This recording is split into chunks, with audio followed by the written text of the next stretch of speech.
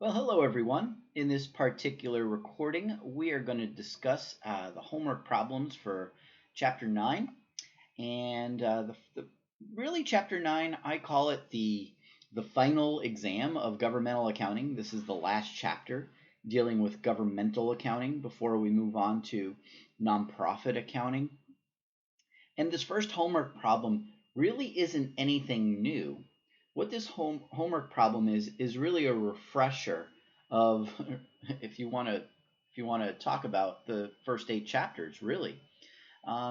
Various journal entries are listed here, and we need to record, or various transactions are listed here, and we need to record the journal entries in the funds as well as the government-wide statements. I will go through this as a review, but once again, for those of you that have been paying attention and you're understanding the first 8 chapters without issue, this is something that should be extremely easy for you at this point in time. And so after we go through this homework problem, then we're going to go through really the big issue that's being discussed in this chapter, and that is the reconciliations. All right, reconciling equity from the governmental funds to equity to the government-wide statements. All right, so before we get there, let's do a little mini review and go through these various journal entries. So first journal entry of the year is usually passing a budget. So we can see number 1 up here. The City Council adopted a general fund budget for the fiscal year. Revenues were estimated at $2 million, and appropriations were estimated at $1,990,000. Well, once again, recording the budget, preparing the budget, and then recording the budget is something that's necessary for the governmental funds. In this case, it's specifically for the general fund. And the budget is recorded in the opposite fashion of the operating accounts. So revenues are normally credited. So to record the budget for revenues, we will debit estimated revenues for $2 million. Now, operating expenditures are debited. So to record the budget for the expenditures, they're called appropriations, they will be credited. And whatever is needed to balance the journal entry, a debit or credit, that amount is the budgetary fund balance account. All right, let's take a look at number 2. Property taxes in the amount of $1,940,000 were levied. It is estimated that $9,000 of the taxes levied will be uncollectible. Well, basically what's going on here is the levy simply means that the tax bills have been prepared and they've been mailed out to the taxpayers.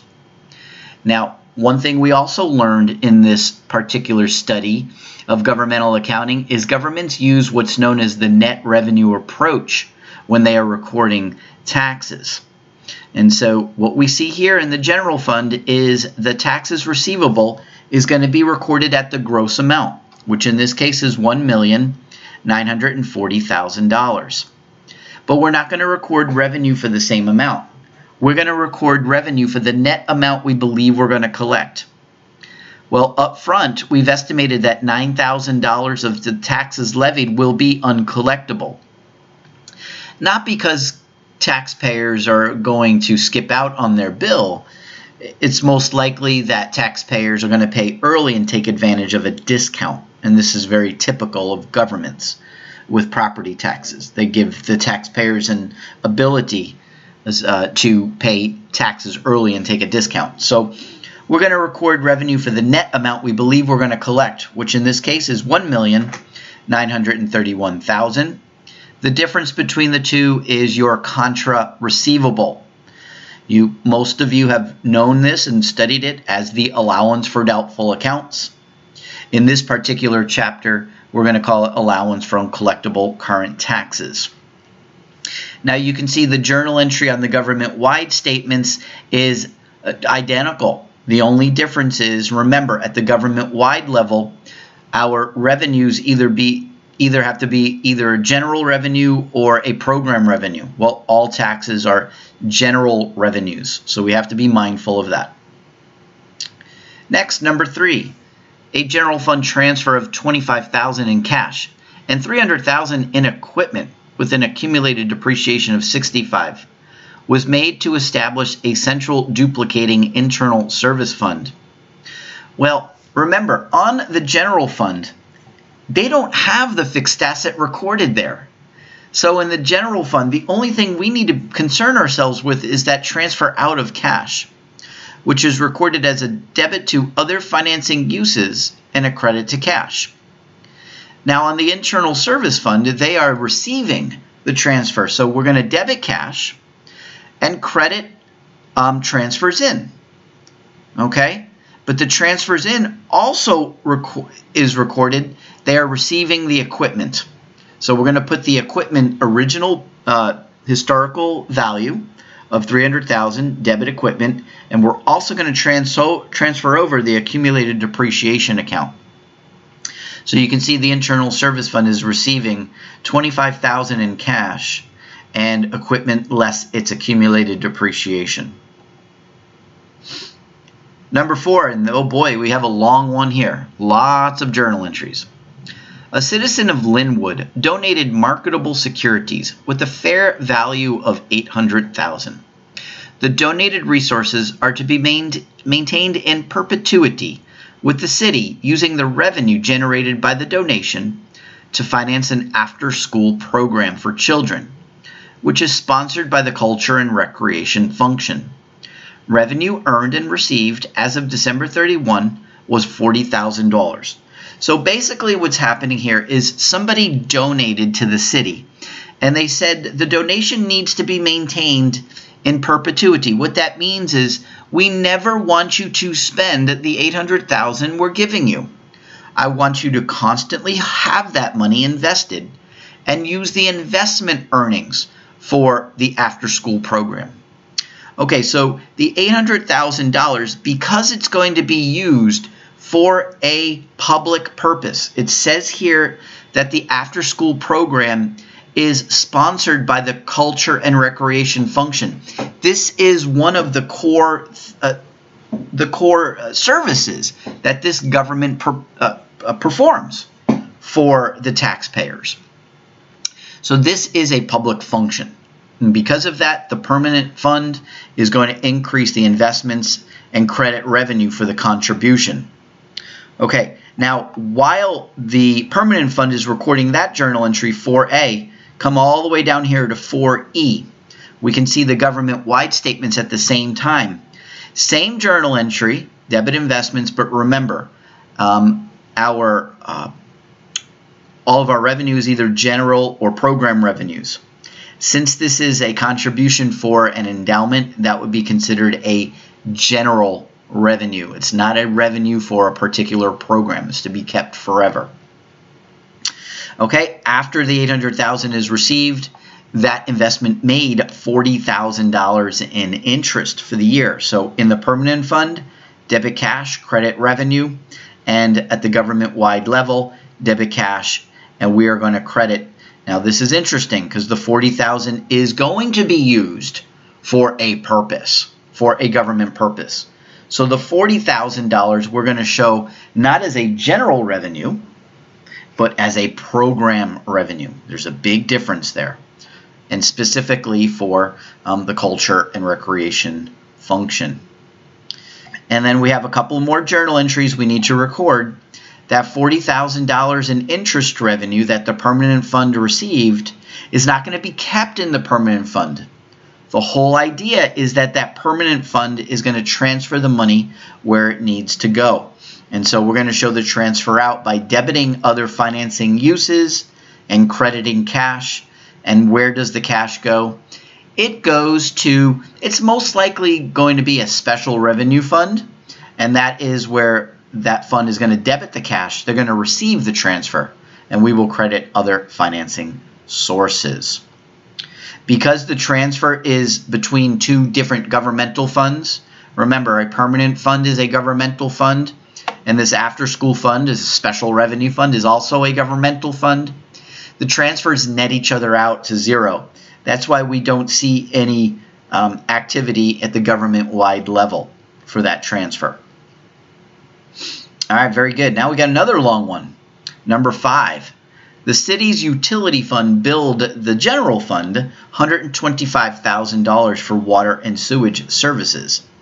As of December 31st, the general fund had paid $124,000 of the amount billed. Now, why they didn't pay the whole thing is beyond me, but let's just go with the flow. So first, the enterprise fund, which is a proprietary fund, they use accrual accounting, and so when they send out the bill of $125,000, they're going to record the receivable, debit a receivable, and we're going to call it due from other funds. Specifically, you're probably going to call it due from general fund, and credit the revenue account. In this case, the enterprise fund calls it charges for services. Now, while the enterprise fund is recording journal entry 5A, the general fund is recording journal entry 5C.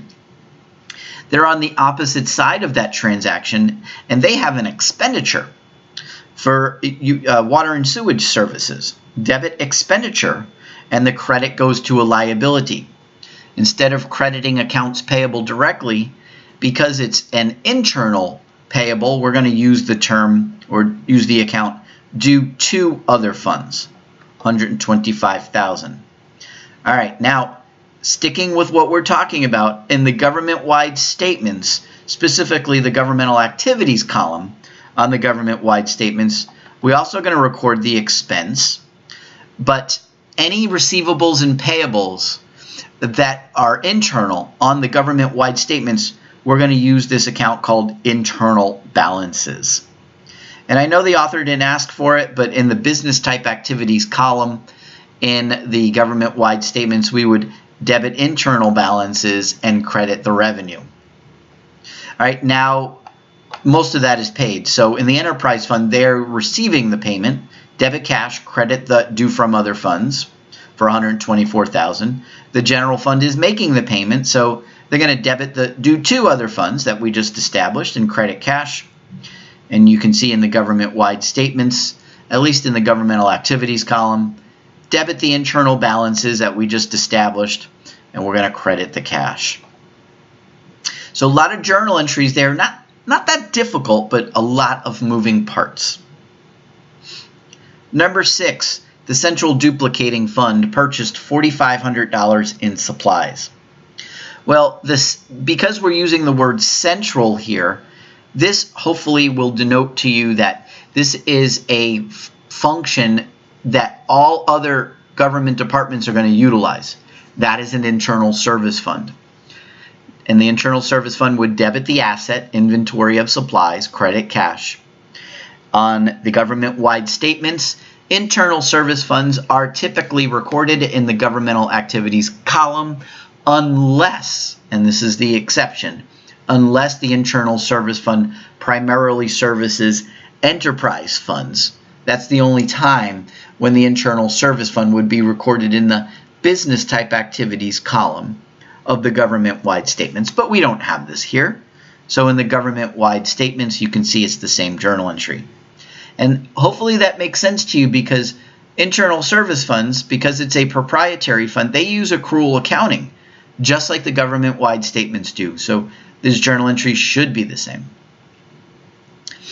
Number 7, cash collections recorded by the general fund during the year were as follows. And you can see there's a laundry list of items that we are collecting. Taxes, $1,925,000. Licenses and permits, $35,000.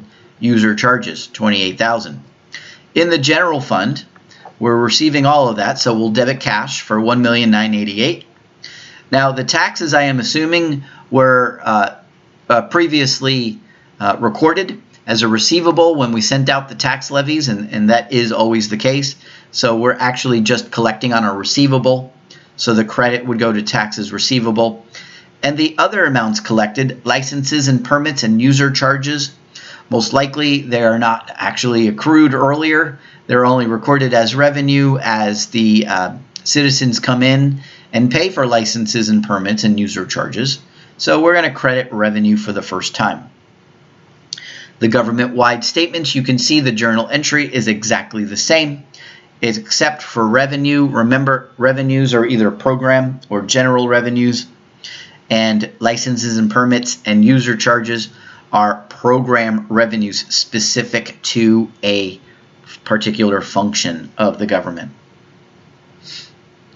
Number 8, during the year, the Internal Service Fund billed the city's general government function $15,700 for duplicating services, and it billed the city's utility fund $8,100 for services. So the internal, you can see, look at all the funds and government-wide that's being affected here.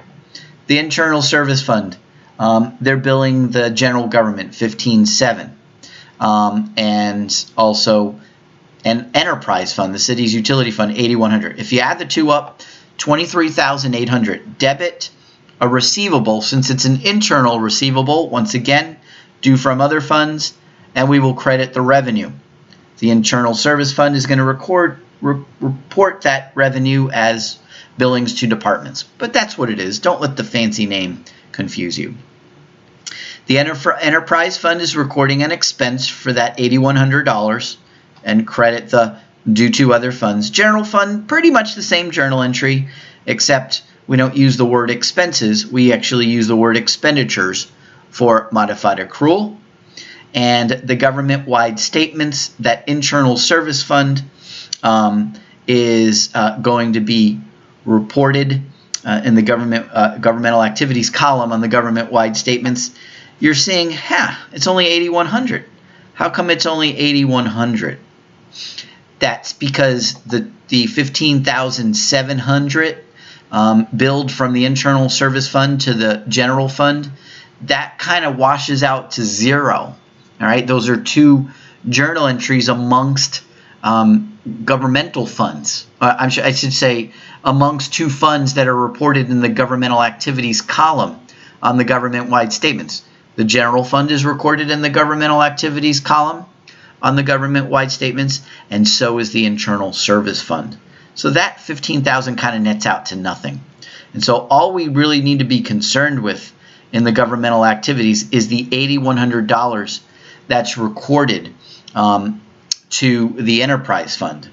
Debit internal balances, credit program revenue. And I know the author is not asking for it, but in the business type activities column on the government-wide statements, we're going to have the opposite journal entry. We're going to have debit expense and credit the internal balances. All right, number 9. The City Council decided to build a city hall at an estimated cost of $5 million. To finance the construction, 6% bonds were sold at face value of $5 million, so no premium, no discount. A contract for $4.5 million has been signed for the project. However, no expenditures have been incurred as of December 31. Okay, so the first thing we need to do, we have to remember we are going to use a capital projects fund in this situation because it's for a public building, a city hall. And the first thing we're going to do, and the author doesn't have it here, but we should have recorded the budget for this, which is really debit estimated revenues and credit appropriations for the $5 million, assuming we are going to, actually 6% bonds were sold. We should have debited estimated other financing sources and credited appropriations for the $5 million. That really should be the first journal entry, the budget. Now the bonds were sold. So when the bonds are sold in the capital projects fund, the debit goes to cash, and because modified accrual accounting, you can't record long-term liabilities, the credit is going to go to other financing sources. Now on the government-wide statements at the same time, debit cash, but the credit is going to go to bonds payable. Real simple accrual accounting.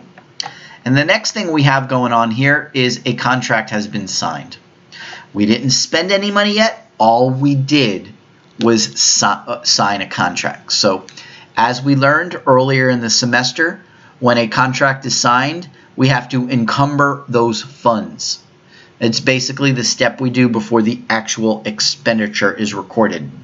So we're going to debit encumbrances and we're going to credit encumbrances outstanding. And once again, that encumbrance is going to get reversed when we actually start to spend the money with the actual expenditures. Okay, next, number 10, and this is the last journal entry here. The general government function issued a purchase order for $32,000 for computer equipment.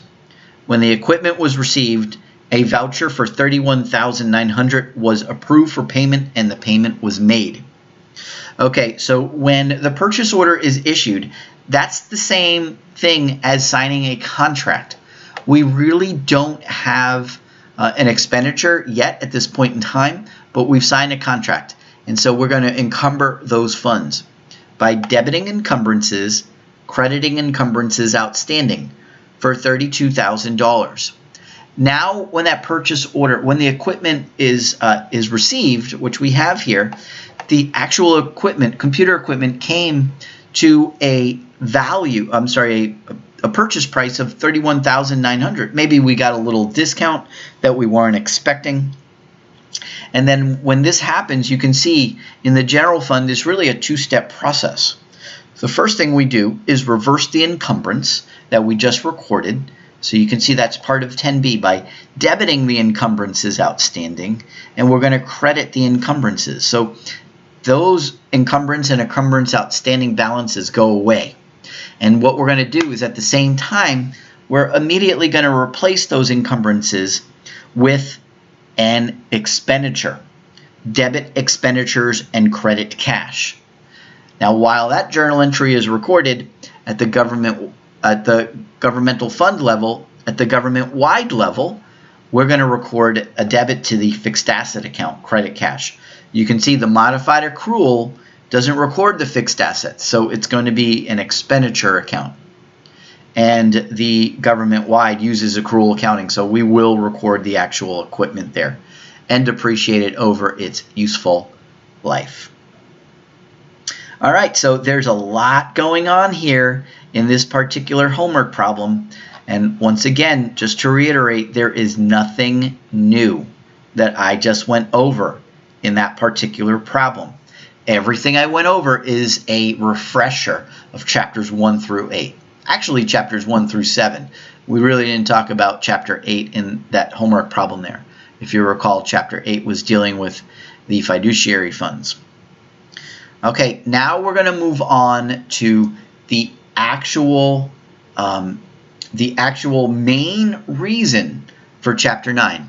And this is preparing reconciliations. There are two required reconciliations in the financial section of a CAFR. Those required reconciliations are as follows.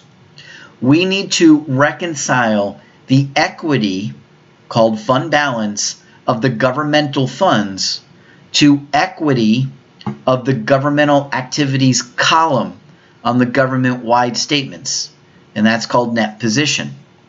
So I just want you to take a look down here. This is the end result. You can see the first line. Think of it as a sandwich. So the top line and the bottom line are the pieces of bread.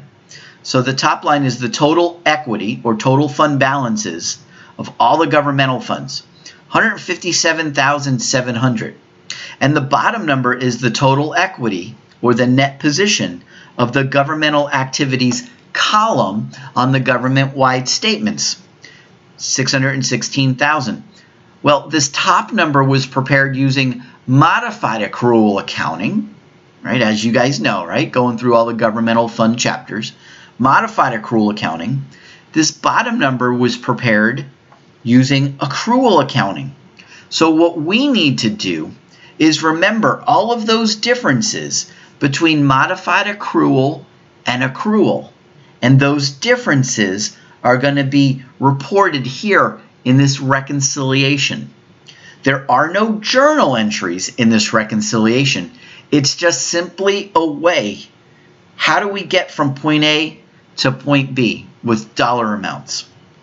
But when I go through these, differences, what I'm going to explain to you verbally, and this is my thought process, and I believe this is the best way to do this.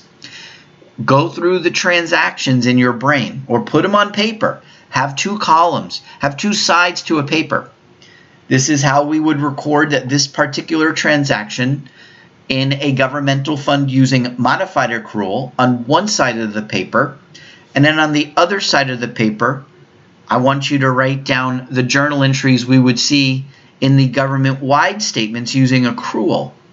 So the fund using modified accrual on one side, the accrual using government-wide on the other. And see how these two journal entries affect equity differently. All right, so the top number and the bottom number were given to, this is the information that was given to us. So we can see those last two numbers in the information given to us we use for the top and the bottom, right? The two pieces of bread. Now what we're going to do is with the rest of this information that you see me highlighting, all right, we're going to take this information and that's basically the meat and the vegetables and the condiments in the middle of the sandwich.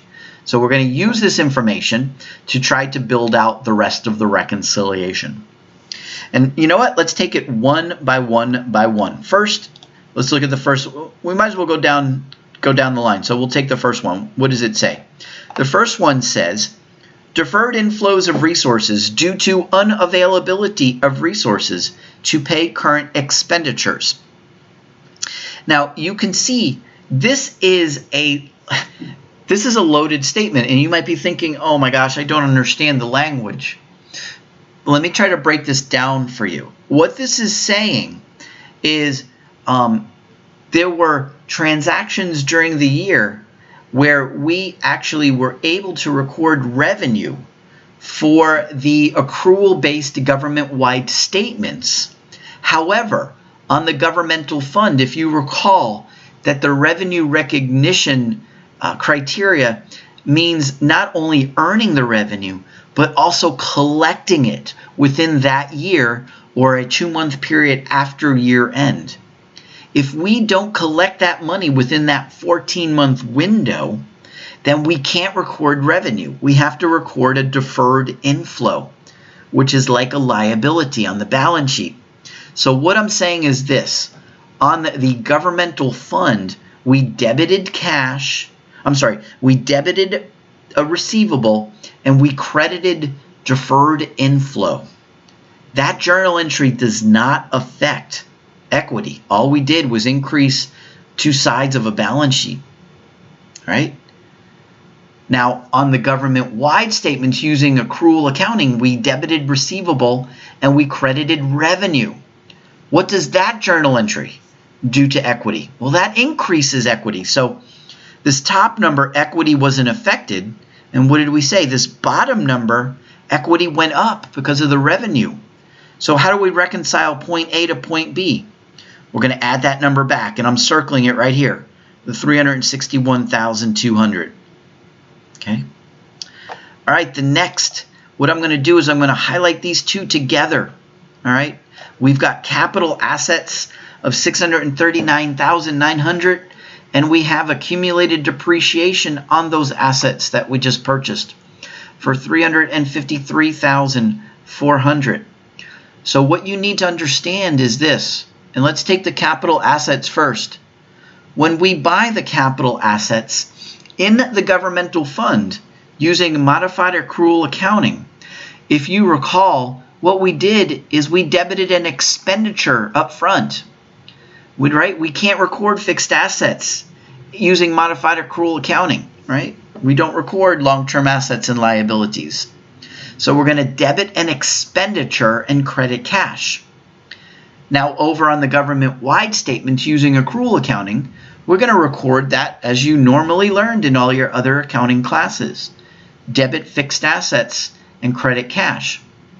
Well, on one side, what does the expenditure do to equity at the fund level? Well, expenditures make it decrease. But on the government-wide level, equity doesn't change. All we did was swap assets. We debited a fixed asset, we credited cash.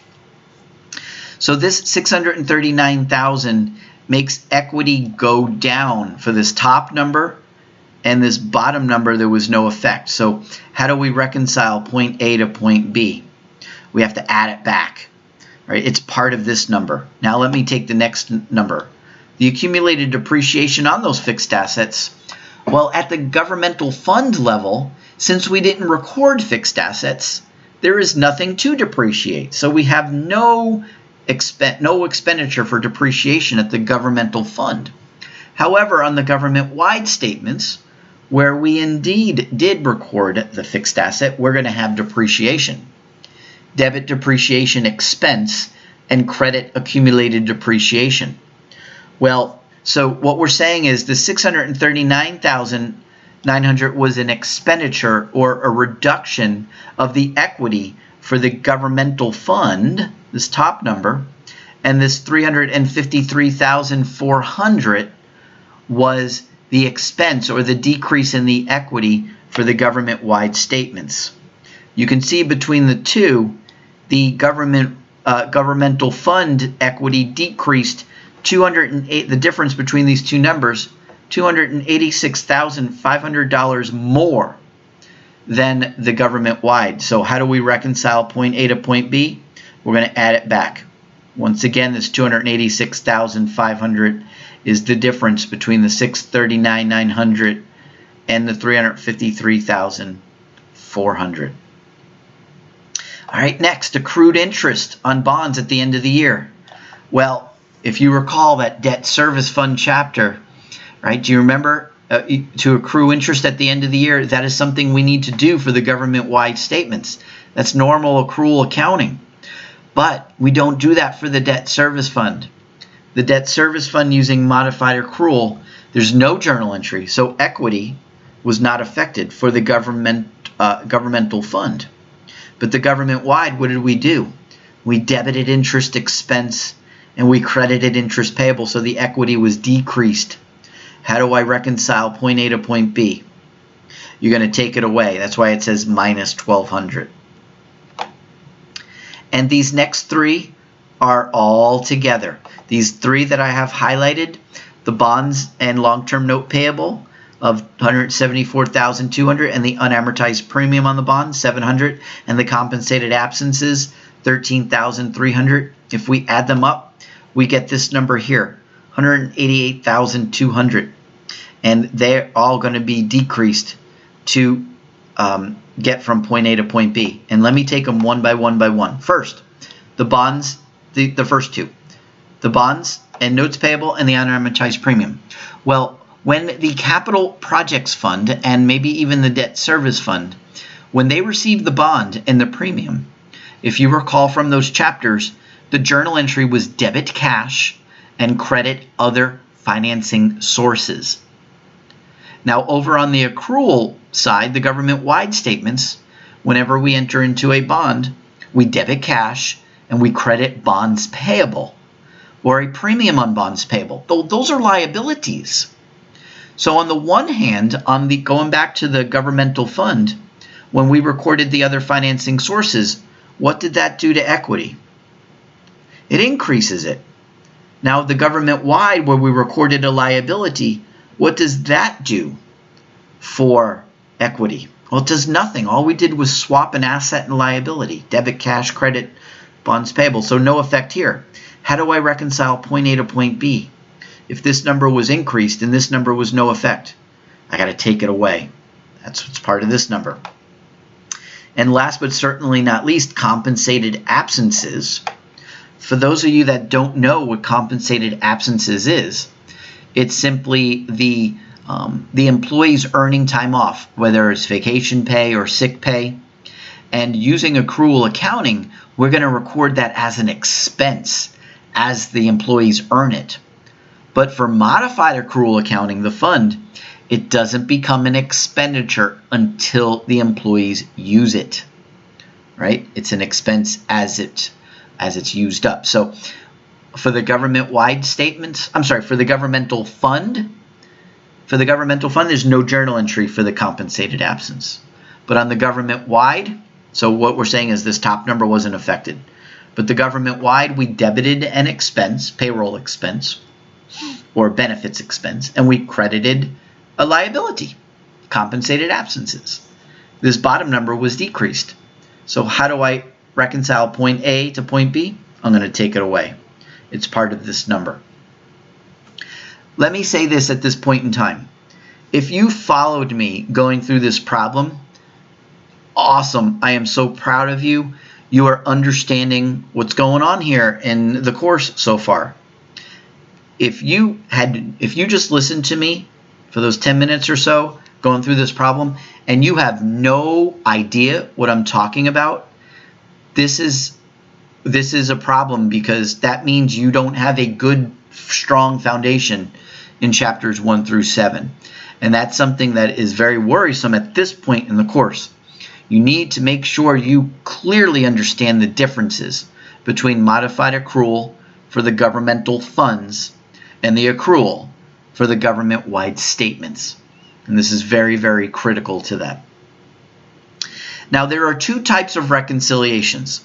This is the first required reconciliation, where we're reconciling the total equity of the governmental funds to the total equity of the government-wide, or the governmental activities column on the government-wide statements. I'm going to skip question 19 just for a minute, because I want to, since we're on that wavelength of doing reconciliations. Here is the second required reconciliation. The second required reconciliation is to reconcile, and you can see the reconciliation below.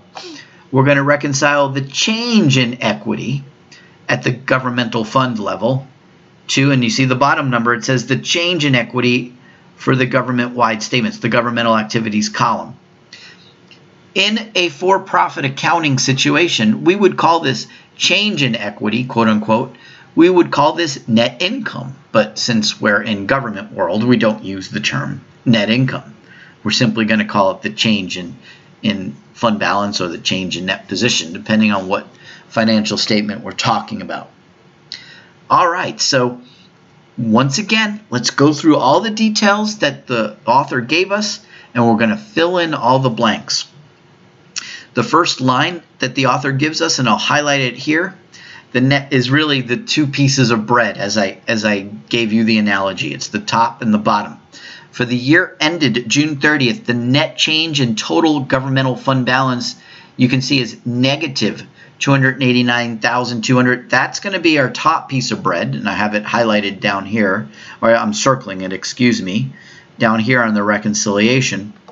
And the change in net position of governmental activities was negative $376,600. That's the bottom piece of bread down here.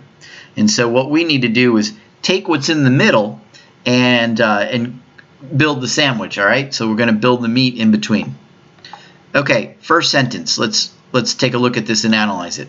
And I suggest doing this the same way as you did the other reconciliation. Take out a piece of paper, put them side by side, and see how they're different. During the year, a net issued $2 million in GO bonds at a premium of 101. Okay, so once again, for the modified accrual, the governmental fund, whenever we're recording bonds, and then in this case at a premium, we're going to debit cash and we're going to credit other financing sources. That's going to be for the $2 million bond plus the 1% or the $20,000 premium. Okay, so what does the other financing sources do to equity?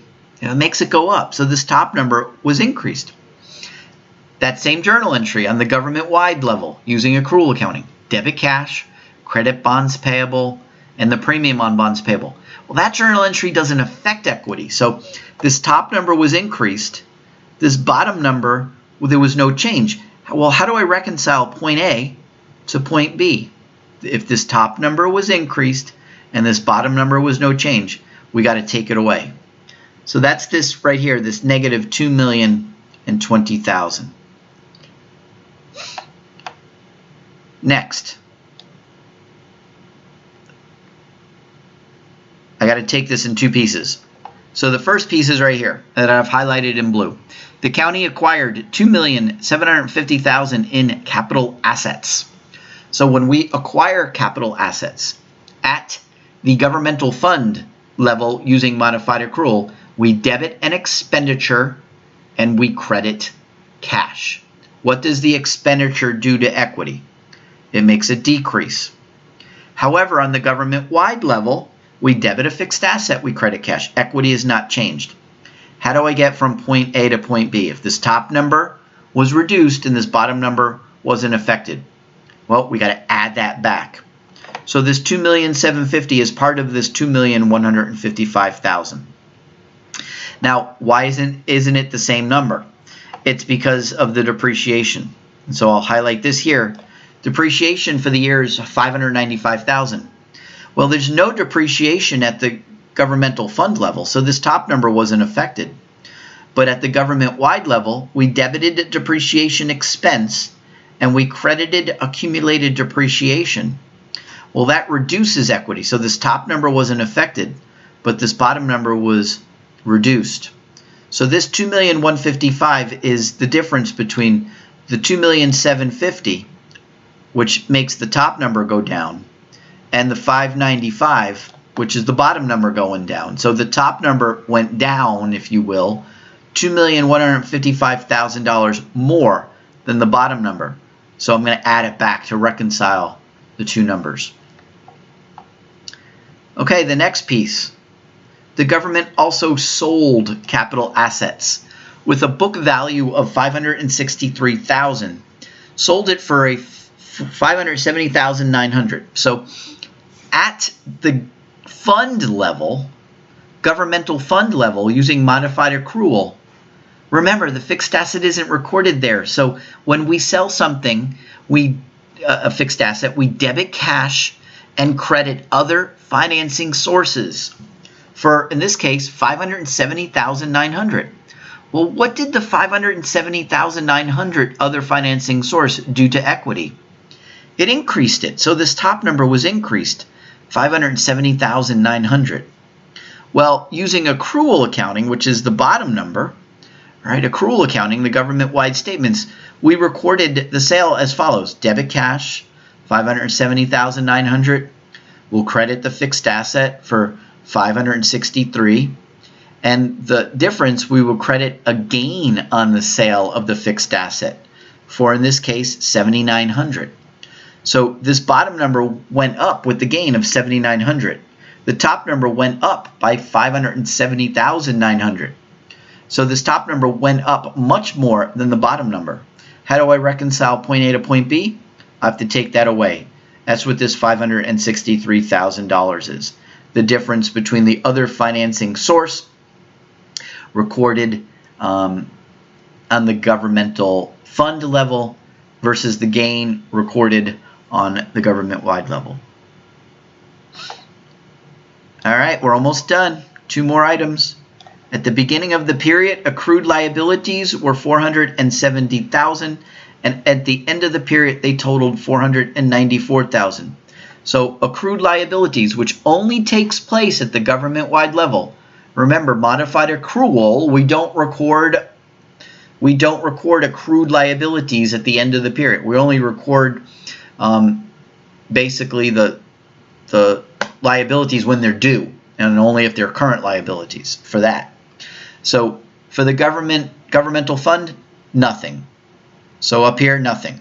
But the government-wide, using accrual accounting, we debit expense and we credit accrued liabilities at the end of the year. Well, it increased a total of $24,000 from year 1 to year 2. So that $24,000 is a new expense for year 2, which reduces equity, so this top number wasn't affected.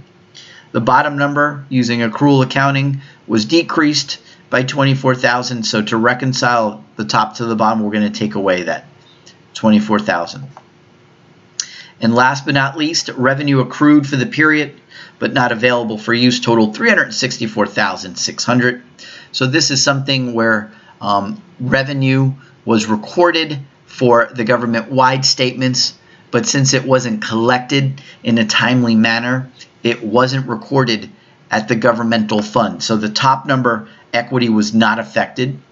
We most likely debited a receivable and credited deferred revenue.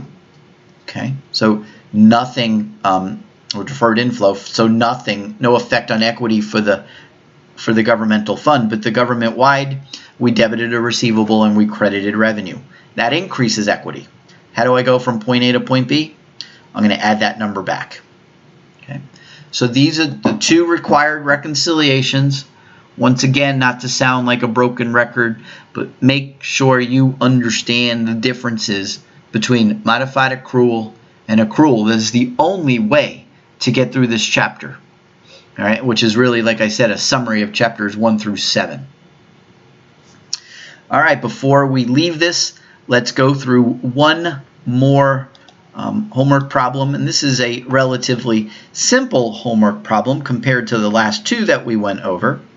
And so we have 10 different situations here, and we need to decide how are the three categories of equity affected.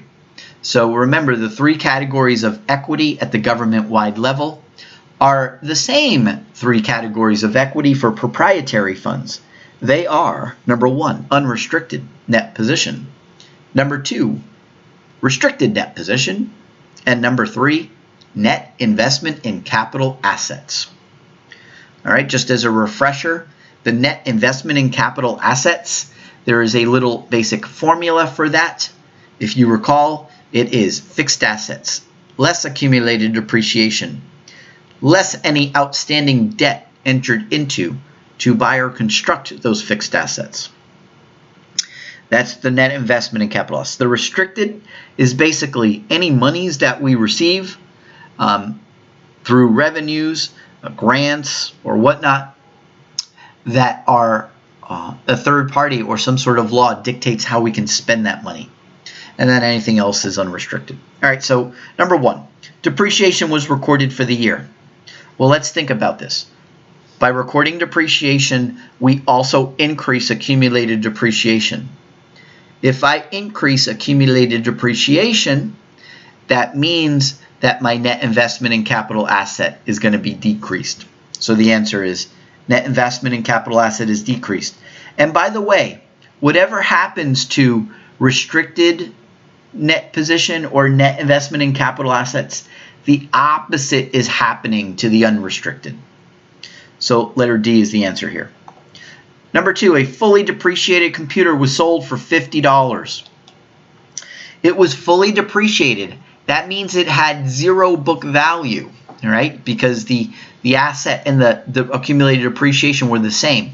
So when we take it off the books, there's no effect to net investment in capital assets.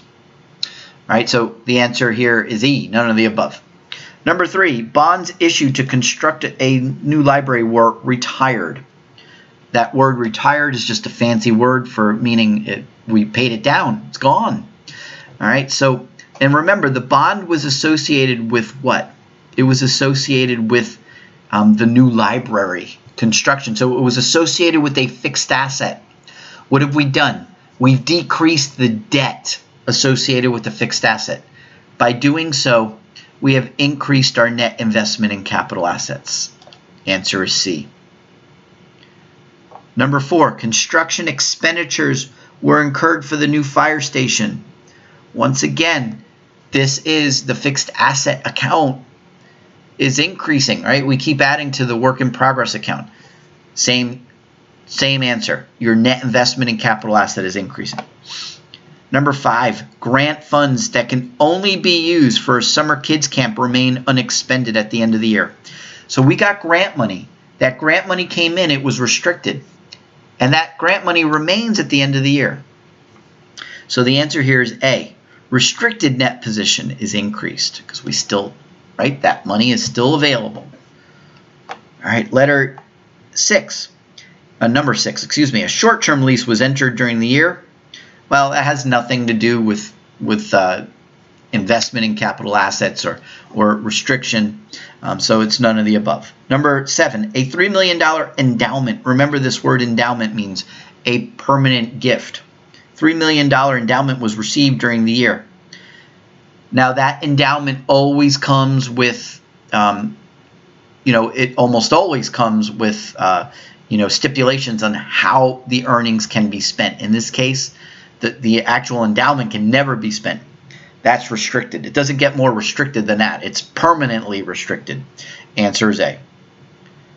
Number 8, several new fire trucks were purchased and 70% were financed with long-term notes. The fire trucks is the fixed assets. The notes are a liability attached to that fixed asset, but overall, the net investment in capital assets is going to be increasing. Answer is C. Number 9, the capital projects fund transferred money to the debt service fund. It's just money being transferred between two governmental funds. That doesn't affect any of these categories, so none of the above.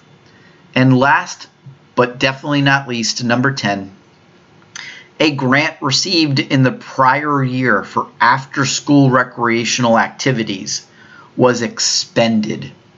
So basically, we spent some money that was restricted. So that means we no longer have restricted net position. So the answer is B. Restricted net position is going to be decreasing. So just in summary, this is the last chapter dealing with governmental funds.